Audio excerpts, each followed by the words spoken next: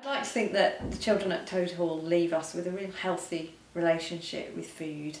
We look at introducing a range of fruit and vegetables and textures, and very conscious of portion size, and our recipes are all designed for 10, 12, 15 portions so that we feel that we can manage what children's intake is. And I know that can sometimes be a concern for parents, and we're not rigid, as in we won't let children have more should they want it, but we are now far more aware of how much we're feeding them and at what times they're being fed and what mix of foods they're getting throughout the day to keep their energy levels up and to keep them on their toes and ripe and ready for learning. I want children to leave us with a positive attitude to food, trying lots of different foods, being comfortable with new flavours, new textures, but also really importantly, and I think this is something which is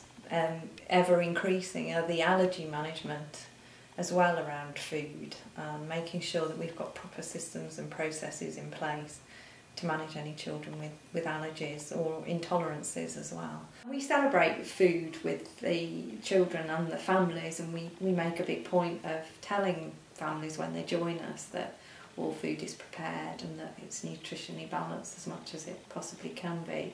And more recently we've taken that to another level where we've started a project called Cook and Grow, where we're encouraging the children to grow vegetables and fruit in the garden and then cook with it, and involves the cooks from the kitchen in that as well, and wherever possible getting children to help in preparing the meals, so chopping vegetables for the soup or making their own sandwiches or fruit kebabs, but very much being a part of the whole process. I really want to be known for high quality care, learning and development for children, and actually nutrition comes into all three of those. If we're feeding them properly, then they're going to be cared for, they're going to be well, they're going to be healthy. If we engage them with the process of cooking, they're going to be learning and they're going to be developing their own ways of thinking about food. So I see it as a strand, hopefully, which runs across all of the work that we do and adds to a general feeling that we deliver high quality across our nurseries. I believe that at the nursery you're teaching them right from day dot on what food, you're not limiting their food, but you're trying to offer a wide variety, but work with the people or children that have certain special requirements, that life isn't boring, food isn't boring, you can have alternatives, and offer a complete variety. Quite often we get parents saying, oh, we've not tried that at home, or they wouldn't eat that for me. But they do it at the nursery and they really enjoy it. Toad Hall offer several incentives, one of them being a grow and cook.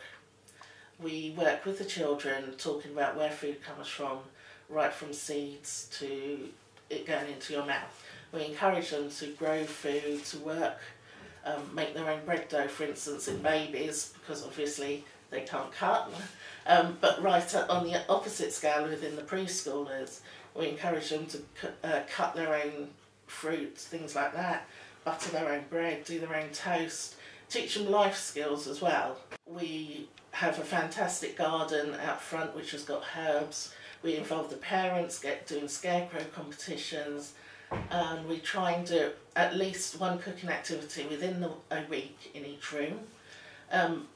Maybe not always a cooking, but a growing, that sort of thing. And obviously we've got plants, so we teach them how to look after plants and what they need to do to grow and survive. For some of the children within our nursery, they were a bit reluctant with certain foods. So what I've suggested with the room leaders, for instance, if I have an aubergine curry coming on, we'll bring in a whole aubergine and we'll talk about it, where it comes from, get them to cut it up to feel it, and then when it comes to cooking it and eating it, they're more interested and want to try it, whereas previously if you just cooked it, dished it up there, don't like the look of that, don't want to touch it. So when Cook and Grow got involved, it's taught them a lot more.